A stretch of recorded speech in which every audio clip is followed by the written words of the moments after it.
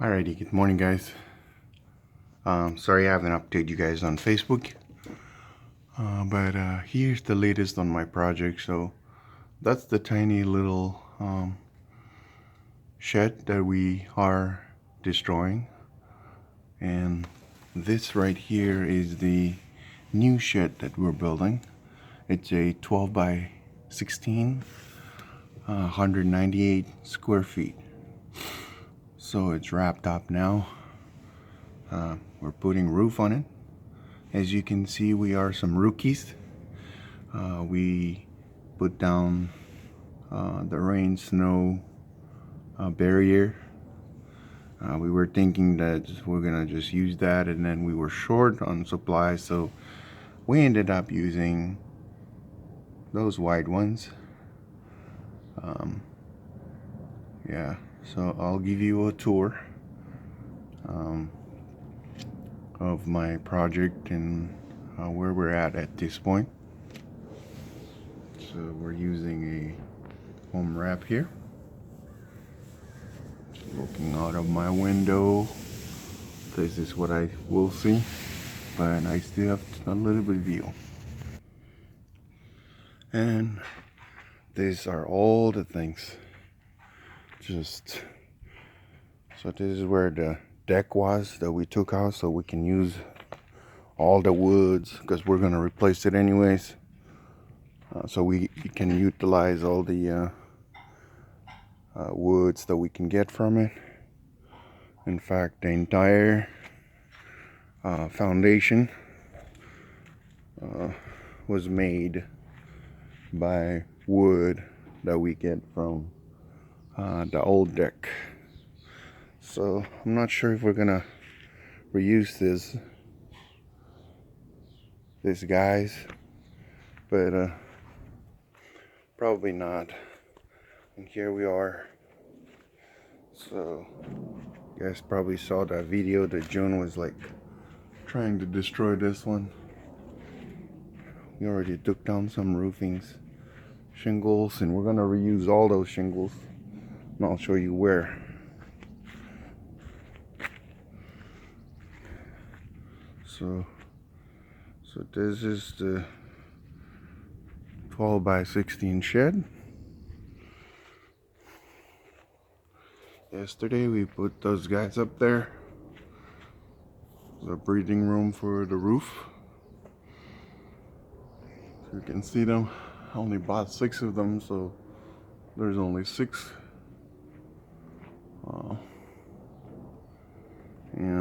Yep, there they go. See those shingles from that old roof of that old shed? Right there. All of those will go down here. We're gonna use them throughout the building to create a skirt. Yeah, skirt to protect this, to protect the wood down here. Let's see, you can see it. Yep, they're treated woods, but they're from the old deck. But if you put protection on them, they're probably gonna extend its life anyways. So let's see. Okay, so this is the inside of the shed. It's a pretty big one. It's not quite 200 square feet, but pretty close. So the window is gonna be over here. The door is gonna be here. It's a 36 by 80, I believe. I think the window is a 48, if I'm not mistaken, 48 by 32. And so the studs, so you can see I need one more beam to go attach to this, so when I put up the ceiling I have something to attach it to. I think this is very important corners here, because when you put the wall, one will attach to this guy here and the other one will attach to this guy. This is one of the things that I remember from when I was in a sophomore at the Outer Islands High School. Yeah, so every corner of this place has this. And this is the side of the building. So these studs are basically on 16 inch, I believe 16 inches on center. All of them on this side. If you notice on this is the back wall, I doubled some of them. And that's to support the roof of the building. So, and I use those what they call hurricane, I believe. Hurricane ties. Well, let's call it typhoon ties. Since you guys more familiar with typhoons back home, there you go. And we're using this OSBs. I don't know, the reason I heard the reason you put this guys inside is so that, or this side where they have these signs, is so that way if you have inspectors to come inspect the building, they know what kind of wood you're using. The roofing too, see, if you see the roof, I also have those signs. Yeah, but this is a less than 200 square feet building. In my city here, there's no need for the inspectors to come and inspect this place. So on the floor here, we use, I think this is half inch or in subfloor OSB, but I may be mistaken, I forgot what it was. But there we will be putting some